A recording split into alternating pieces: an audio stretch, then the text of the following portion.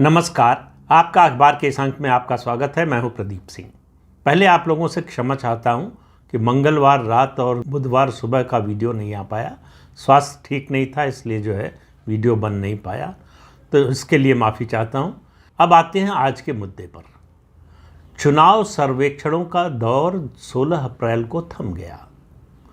चुनाव आयोग की आचार संहिता के मुताबिक अब 16 अप्रैल के बाद कोई चुनाव सर्वेक्षण न तो किया जा सकता है न प्रसारित किया जा सकता है। किया तो कोई कुछ भी कर सकता है, उसको कहीं प्रचारित या प्रसारित नहीं कर सकता। कोई टीवी चैनल, कोई अखबार, कोई पत्रिका, कोई सोशल मीडिया ऐसे किसी सर्वे को दिखाएगा नहीं, इस पर प्रतिबंध है। अब सीधे 1 जून को जिस दिन आखिरी वोटिंग होगी उस दिन शाम 6 बजे के बाद एग्जिट पोल आएंगे। उससे पहले अब कोई सर्वेक्षण नहीं आने वाला। लेकिन इस बीच में चुनाव प्रचार अपने धीरे धीरे पीक की ओर बढ़ रहा है। ऐसे में सवाल ये है कि इस चुनाव का मुख्य मुद्दा क्या है, जो प्रिंसिपल नैरेटिव है वो क्या है।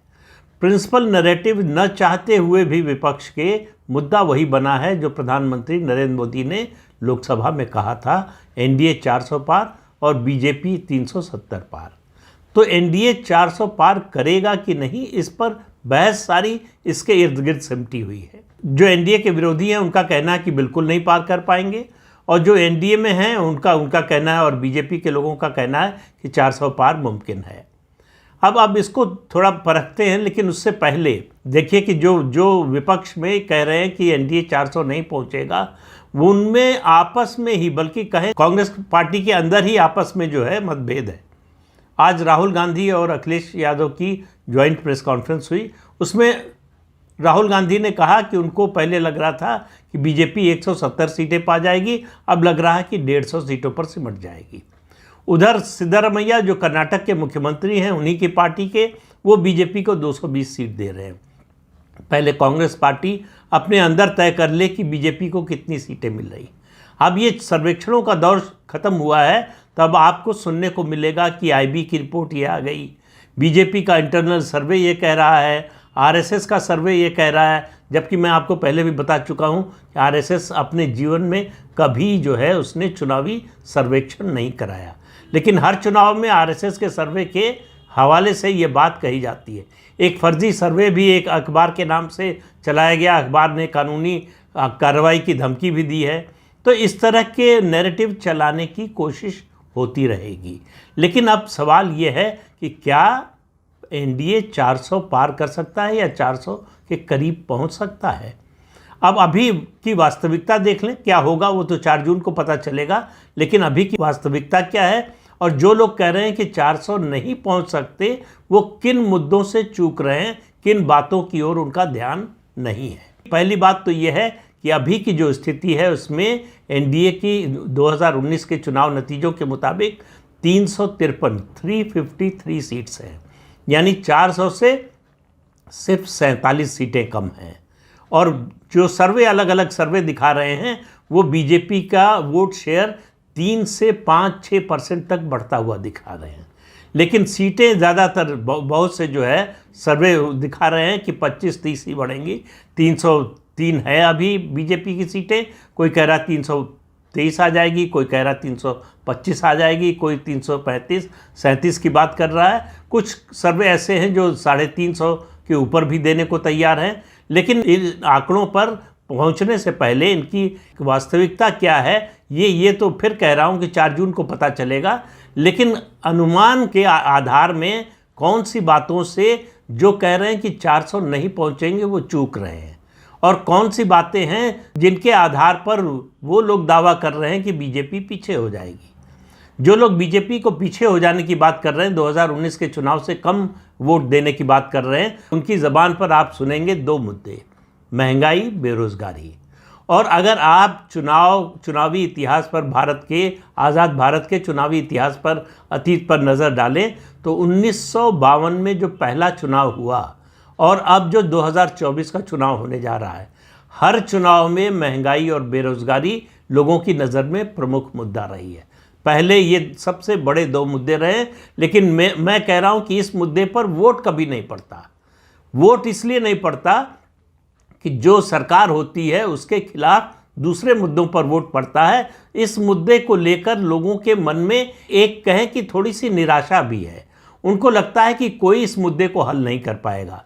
लेकिन नरेंद्र मोदी को लेकर एक उम्मीद भी है कि अगर, ये बहुत बड़ा अगर है, जैसे नरेंद्र मोदी ने बहुत बड़े बड़े काम कर दिए हैं पिछले 10 साल में जिनकी किसी को कोई उम्मीद नहीं थी, तो लोगों को एक हल्की सी उम्मीद है कि अगर महंगाई और बेरोजगारी के मुद्दे पर कोई सफलता हासिल कर सकता है, कोई कामयाबी हासिल कर सकता है, तो वो नरेंद्र मोदी ही हैं। तो नरेंद्र मोदी में विश्वास, उसके कारण जो सबसे बड़ा हथियार है विपक्ष का, महंगाई और बेरोजगारी के मुद्दे का, वो चलता हुआ दिखाई नहीं दे रहा है, वो प्रभावी होता हुआ दिखाई नहीं दे रहा है। तो इसलिए मैं कह रहा हूँ कि उनका जो आकलन इसके आधार पर है कि महंगाई है और जो है बेरोजगारी की दर बढ़ रही है, युवा बेरोजगार हैं, उनको नौकरी नहीं मिल रही है, पेपर लीक हो जा रहे हैं, ये सब बातें सही हैं, ये सब मुद्दे सही हैं। लेकिन क्या ईवीएम का बटन दबाते समय मतदाता के मन पर यह सवाल होगा? उसके मन में और बहुत सारे सवाल होंगे कि 10 साल में देश की अर्थव्यवस्था कहाँ से कहाँ पहुँची है। जो गरीब आदमी है उसके मन में सवाल होगा कि उसके जीवन में किस तरह का बदलाव आया है, उसको क्या क्या मिला है सरकार से। जो लाभार्थियों का एक बड़ा वर्ग तैयार हुआ है उसको लगेगा कि हमारा जीवन स्तर कैसे बदला है, किस तरह से हम पहले से ज़्यादा खुशहाल और संपन्न हैं। भले ही उनकी आमदनी बहुत ज़्यादा न बढ़ी हो, भले ही रोज़गार के बहुत बड़े अवसर उनको न मिले हों, लेकिन उनको तुलना ये करेंगे कि 10 साल पहले जिस स्थिति में थे और आज जिस स्थिति में हैं उससे बेहतर स्थिति में है या नहीं। दूसरा, मैं जो पहले बात कही, उम्मीद, उनको उम्मीद है कि नरेंद्र मोदी ही हमको और बेहतर स्थिति में ले जाएंगे। जिस तरह से संकल्प पत्र में अपने बीजेपी ने कहा कि मुफ्त राशन की योजना 5 साल जारी रहेगी, और उसके अलावा कहा कि हम 4 करोड़ घर बना चुके हैं प्रधानमंत्री आवास योजना के तहत गरीबों के लिए, और अगले 5 साल में 3 करोड़ और बनाएंगे। तो ये एक उम्मीद की किरण, जिनको नहीं मिला है मकान, अभी तक प्रधानमंत्री आवास योजना में घर नहीं मिला है, उनके मन में ये एक उम्मीद जगी है कि जैसे हमारे 4 करोड़ साथियों को मिला है हमको भी मिलेगा। इस उम्मीद के फैक्टर को अगर आप नज़रअंदाज कर देंगे तब, और केवल महंगाई और बेरोजगारी के मुद्दे पर ध्यान केंद्रित करेंगे, तो आपको बीजेपी की सीटें घटती हुई नजर आएंगी। लेकिन कोई भी ओपिनियन पोल ऐसा नहीं है जो बीजेपी की सीट कम कर रहा हो या वोट शेयर कम कर रहा हो। केवल अंतर है संख्या में, गणित का अंतर है, केवल एक जो है अनुमान में जो संख्या का अंतर है कि कितने % बढ़ रहा है। तो मिनिमम जो दिखाया जा रहा है वो लगभग 3-3.5%, और जो मैक्सिमम दिखाया जा रहा है वो 6-7% तक जाता है।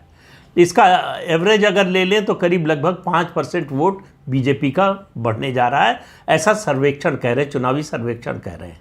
और कांग्रेस पार्टी का वोट या तो स्थिर दिख रहा है या घटता हुआ दिख रहा है।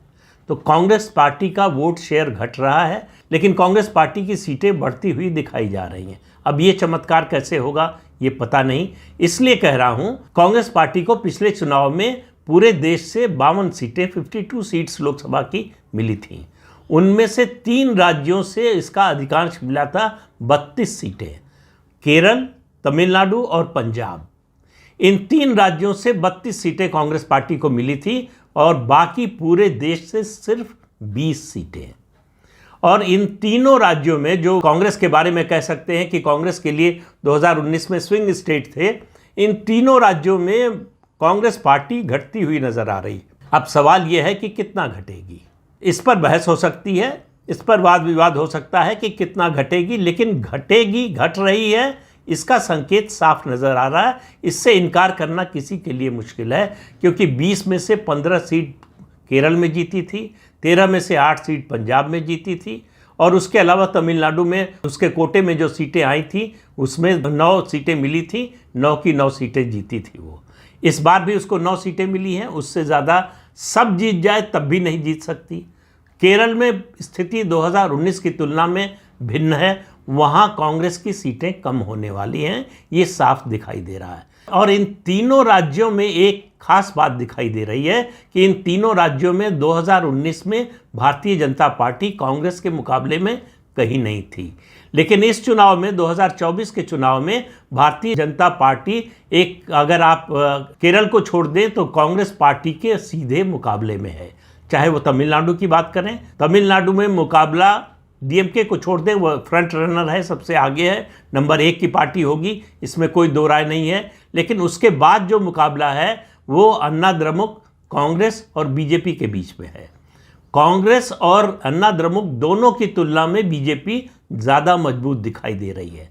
सारे जो सर्वे हैं वो कह रहे हैं बीजेपी का वोट शेयर डबल डिजिट में जाएगा, लेकिन सीटें कोई एक भी देने को तैयार नहीं है, कोई 5 सीट तक देने को तैयार है। अब कितनी सीटें आती हैं ये तो चुनाव नतीजा आएगा तब पता चलेगा।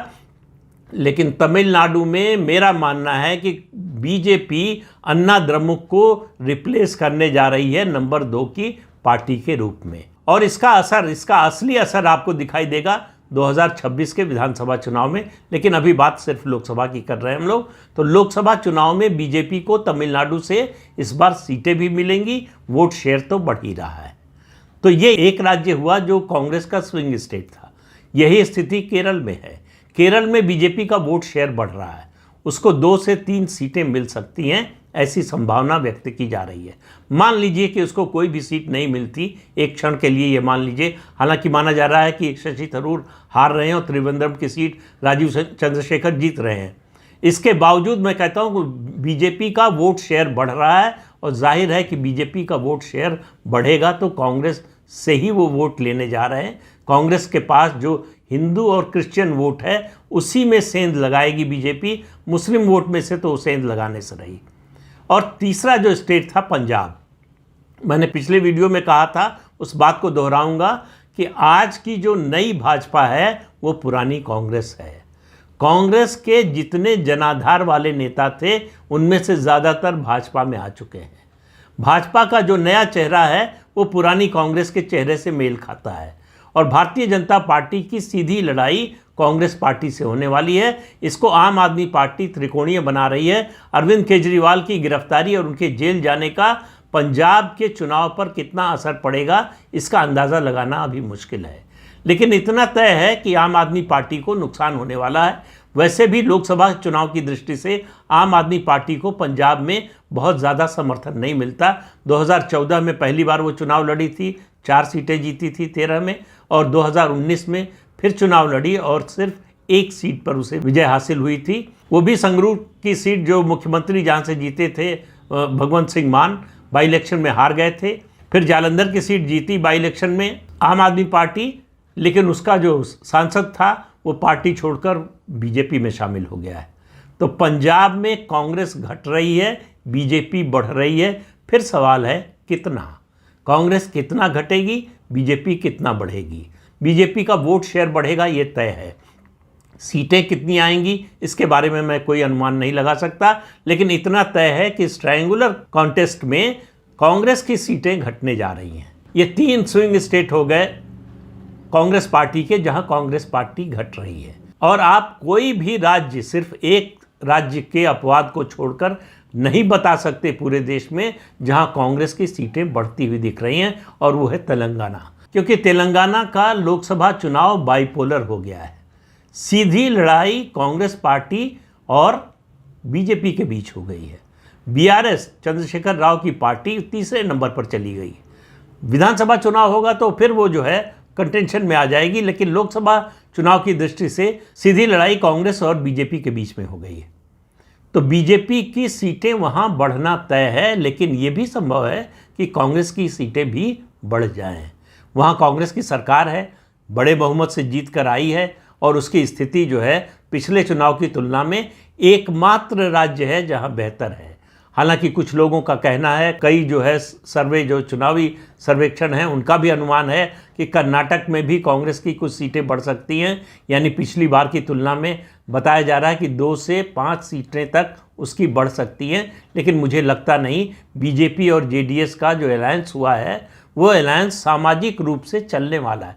देखिए, पिछले चुनाव में जेडीएस और कांग्रेस का अलायंस हुआ, वो चला नहीं। उसका बड़ा कारण ये था कि जेडीएस और कांग्रेस पार्टी हमेशा एक दूसरे की धुर विरोधी रही हैं।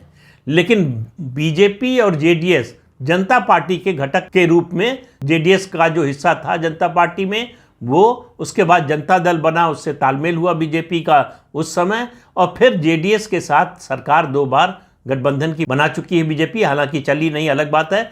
तो उसके कार्यकर्ताओं में एक केमिस्ट्री है जो गठबंधन को मजबूत बनाती है। इसलिए जो है कर्नाटक में बीजेपी अपनी पुरानी परफॉर्मेंस यानी 25+1 की 28 में से जो थी 2019 में, उसको दोहराने जा रही है, ऐसा मुझे लगता है। अब बीजेपी की दृष्टि से देखें, अगर 400 उसको पहुंचना है तो उसके 5 स्विंग स्टेट हैं। एक तमिलनाडु का मैंने जिक्र पहले कर दिया, दूसरा राज्य होगा उसके लिए पश्चिम बंगाल। मैंने एक वीडियो में कहा था कि तमिलनाडु इस बार 24 का पश्चिम बंगाल बनने जा रहा है 2019 का। पश्चिम बंगाल में भारतीय जनता पार्टी कितना तेजी से आगे बढ़ गई है, इसका शायद दिल्ली में बैठकर अनुमान लगाना मुश्किल होगा। भारतीय जनता पार्टी के लिए उसका जो जनाधार बढ़ा है, उसके प्रति जो आकर्षण बढ़ा है, और उसी के अनुपात में टीएमसी के विरुद्ध जो भावना बनी है, टीएमसी के विरुद्ध जो हवा चली है, ममता बनर्जी की सरकार के विरुद्ध जो हवा चली है, यानी एंटी इनकम्बेंसी, वो इतनी स्ट्रांग है कि टीएमसी को उसका बहुत बड़ा नुकसान होने जा रहा है। तो पश्चिम बंगाल में मैं दावे के साथ कह सकता हूं कि पश्चिम बंगाल में भारतीय जनता पार्टी इस लोकसभा चुनाव में नंबर 1 की पार्टी बनेगी। तीसरा राज्य है उड़ीसा।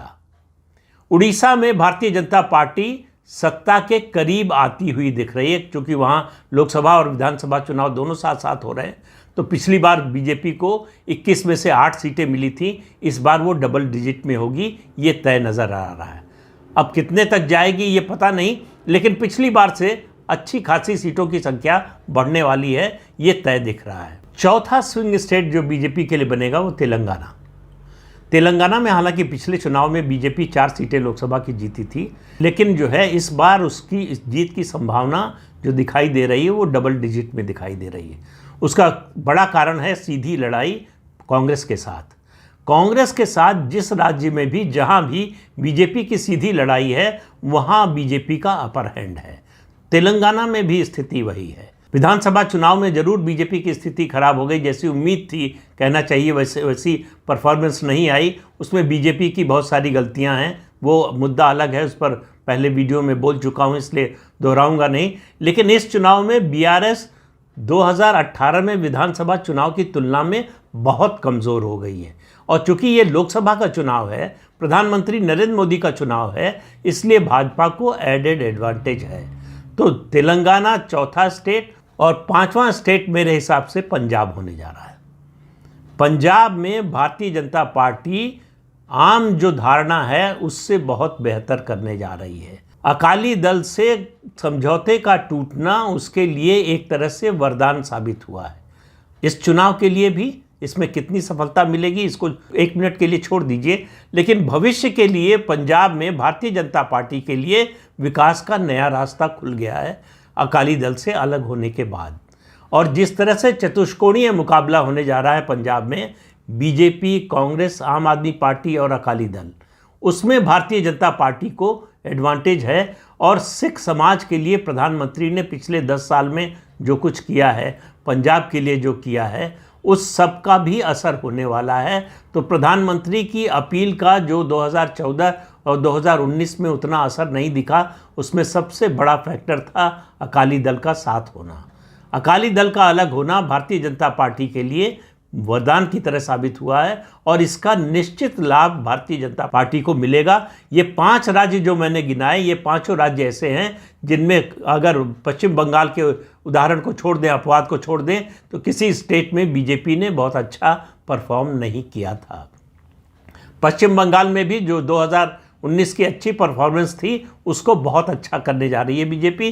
तो इसलिए बीजेपी के ये 5 स्टेट, अगर इन फैक्टर्स को आप जोड़ें तो आपको दिखेगा कि 47 सीटें बढ़ाना एनडीए के लिए कोई मुश्किल काम नहीं है। खासतौर से महाराष्ट्र में जिस तरह से एनसीपी का एक धड़ा अजीत पवार के नेतृत्व में आया है, उसको देखते हुए महाराष्ट्र में भी बीजेपी की स्थिति पिछले चुनाव की तुलना में बेहतर होने वाली है। तो मेरा अनुमान है कि अगर इन सब फैक्टर्स को, इन मुद्दों को ध्यान में रखें, तो एनडीए का 400 तक पहुंचना असंभव नहीं है। हो जाएगा ऐसा मैं नहीं कह रहा हूँ, लेकिन हो सकता है ये ज़रूर कह रहा हूँ। तो इस अंक में इतना ही। अगले अंक में फिर मिलेंगे किसी नए मुद्दे के साथ। तब तक के लिए अनुमति दीजिए। आपसे अनुरोध है कि ये चैनल देखिए, शेयर कीजिए, लाइक कीजिए और सब्सक्राइब ज़रूर कीजिए। नमस्कार।